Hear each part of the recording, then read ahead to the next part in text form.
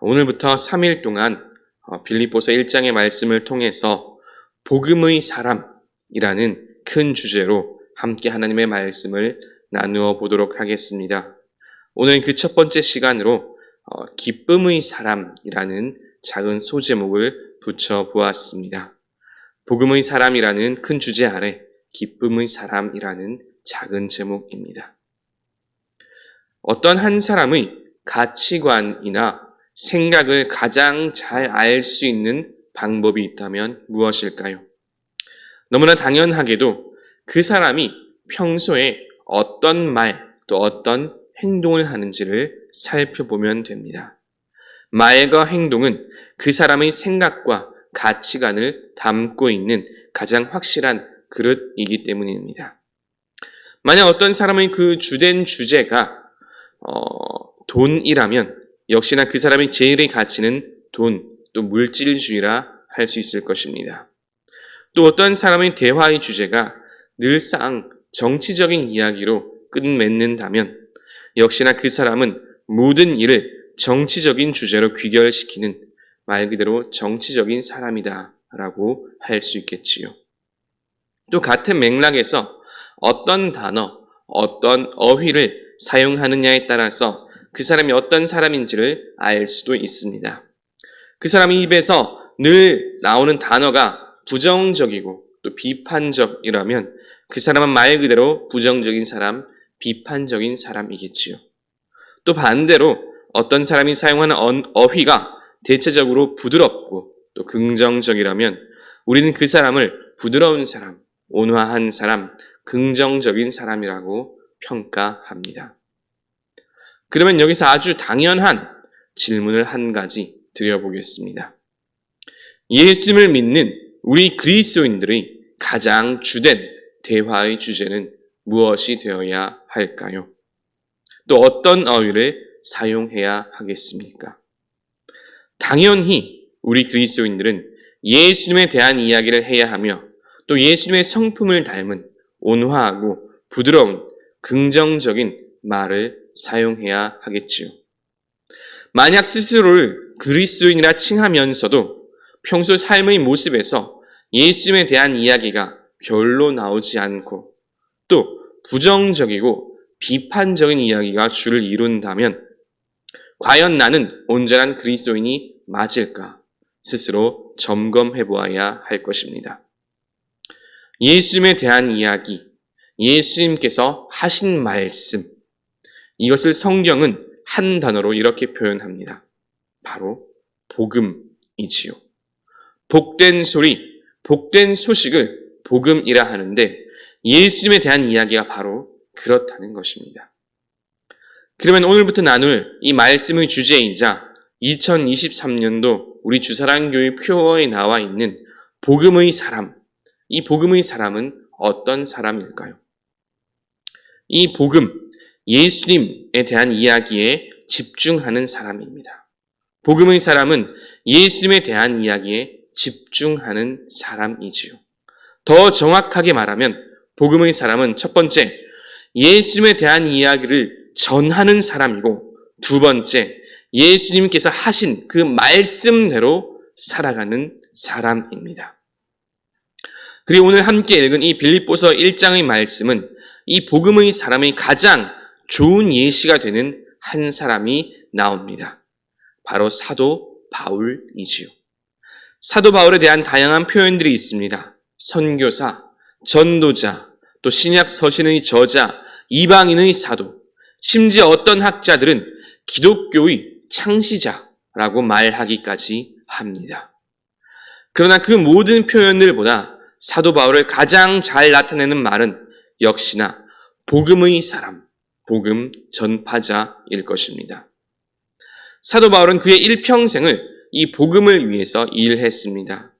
예수님에 대한 이야기, 이 복음을 전하는데 그의 모든 삶을 걸었고 또 그의 입에서 나오는 모든 이야기는 결국 예수 그리스도로 귀결되었지요.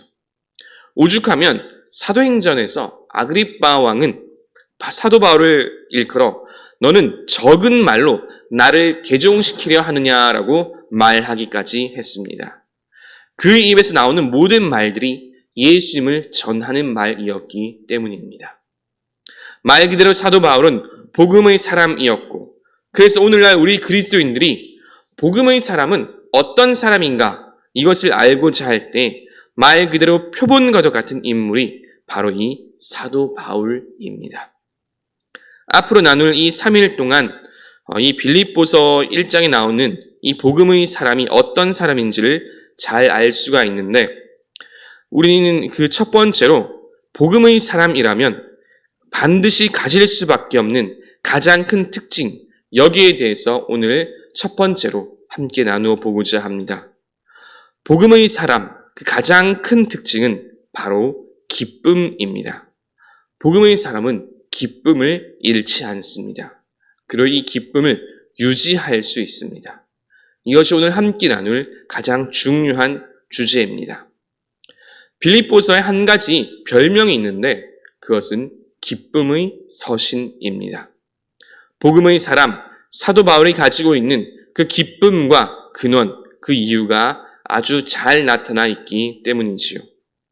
오늘 핵심 요절이라고 함께 읽었던 이 4절과 5절 말씀을 보면 간구할 때마다 너희 무리를 위하여 기쁨으로 항상 간구함은 너희가 첫날부터 이제까지 복음을 위한 일에 참여하고 있기 때문이라고 말씀하고 있습니다.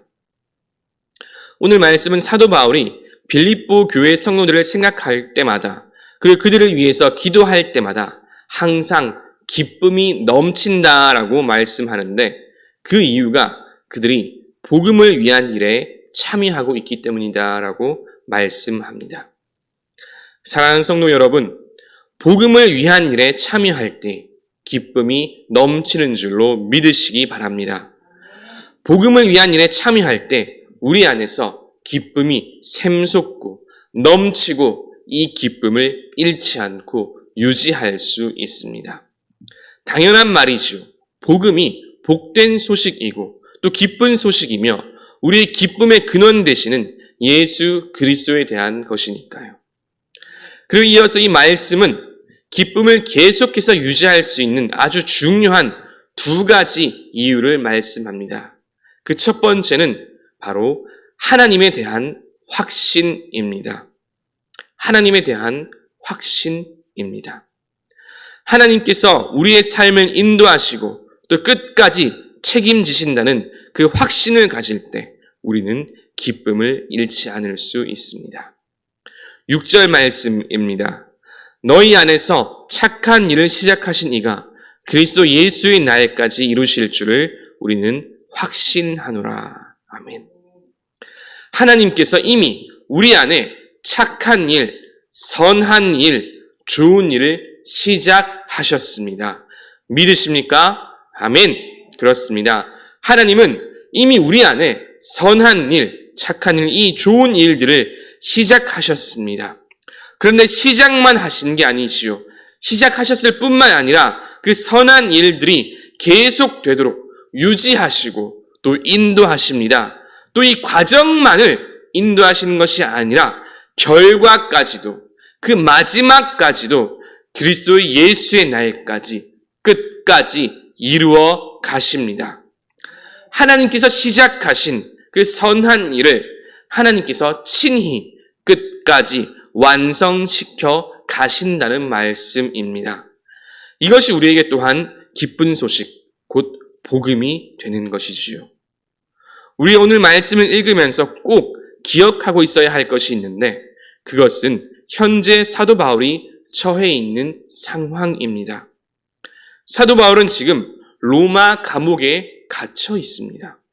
이제는 나이가 들고 늙고 병든 그런 상황이지요. 그리고 사도 바울은 지금 이 로마 감옥에까지 갇혀 있는 상황입니다. 이 같은 상황에서 바울이 빌립보 교회 성도들에게 기뻐하라고, 기쁨을 잃지 말라고 권면하고 있습니다.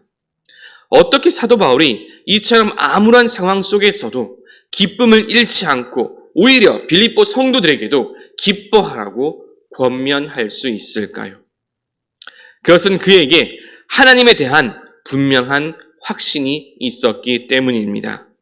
사도 바울은 자신의 삶의 그 처음, 믿음의 그 처음, 예수님께서 나타나셨던 다메섹 도상을 항상 기억하였습니다.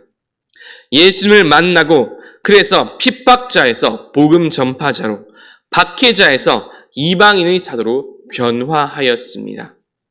사도 바울은 바로 이때 처음 그 순간에 선한 일을 시작하셨던 하나님께서 자신의 삶이 끝나는 지금 이 순간 또 마지막 순간까지 함께 하시고 인도하시고 그래서 그리스도 예수의 날이 마침내 올 때 그때까지 모든 일을 이루어 가실 줄 그는 확신하였습니다.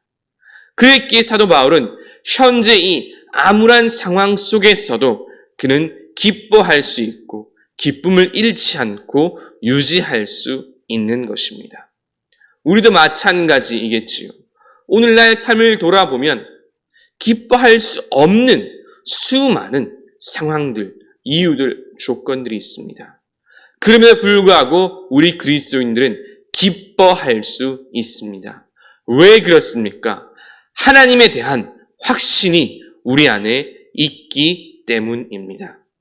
우리 안에 선한 일을 시작하신 하나님께서 주님 다시 오시는 그날까지 그 모든 선한 일을 끝까지 친히 이루어 가실 것을 우리가 확신하기 때문입니다. 복음의 사람, 그 기쁨의 이유 두 번째는 아름다운 성도의 교제입니다.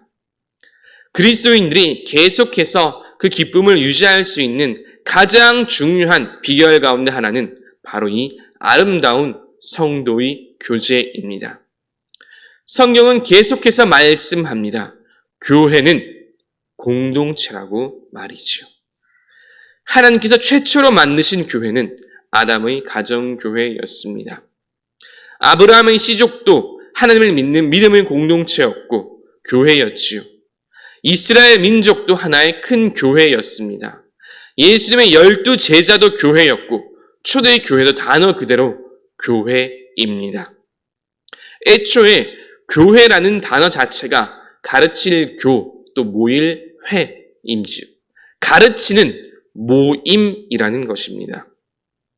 이렇게 예수님에 대한 것을 가르치고 배우는 공동체인 교회에 반드시 있어야 할 것이 있는데 그것이 바로 아름다운 성도의 교제입니다. 그러면 교제의 핵심은 무엇일까요? 바로 함께 하는 것이지요. 무엇을 하든 어떤 일을 만나고 당하든 함께 하는 것입니다. 그렇게 함께 할 때 더 큰 힘과 에너지가 생기고 또 기쁨을 만들어낼 수 있습니다. 가정 구성원들이 함께 할 때, 교회 공동체가 함께 할 때 우리는 계속해서 기뻐할 수 있는 것입니다. 오늘 말씀에 나타난 빌립보 교회도 마찬가지입니다. 7절 말씀을 보면 내가 너희 무리를 위하여 이와 같이 생각하는 것이 마땅하니 이는 너희가 내 마음에 있음이며 나의 매임과 복음을 변명함과 확정함에 너희가 다 나와 함께 은혜에 참여한 자가 됨이라 라고 말씀합니다. 사도 바울은 자신이 감옥에 갇혀 있고 또 고생 가운데 있을 때 이 빌립보 교회의 성도들이 함께 그 고난에 참여하였다라고 고백합니다. 그리고 이러한 빌립보 교회 성도들을 향해서 그야말로 뜨거운 사랑을 고백하는데 내가 그리스도 예수의 심장으로 너희 무리를 얼마나 사모하는지 하나님이 내 증인이시라라고 고백합니다. 사도 바울이 이 빌립보 교회 성도들을 얼마나 깊이 사랑하고 감사하는지 잘 알 수 있는 그런 구절이지요. 이것이 복음의 사람들이 함께 모여있는 교회의 모습입니다. 교회 공동체는 그 안에 누군가가 힘들어하고 어려움에 처해 있을 때 함께함으로 힘이 되어 주어야 합니다. 함께하고 힘이 되어주는 방법은 여러 가지가 있는데 오늘 말씀에 그 방법이 다 나와 있습니다. 먼저는 위로와 격려의 말로써 힘을 북돋아 줄 수 있습니다. 그리고 또 어려움 가운데 있는 성도들을 위해서 물질과 구제로서 함께 도와줄 수 있지요. 그리고 무엇보다 서로가 서로를 위해서 함께 기도하고 중보함으로 기쁨을 나누고 힘이 되어줄 수 있습니다. 오늘 말씀도 보면 바울과 이 빌립보 교회는 말과 물질뿐만이 아니라 멀리 떨어져 있음에도 불구하고 서로가 서로를 위해서 간절히 기도하고 중보해주는 그런 기도의 공동체였습니다.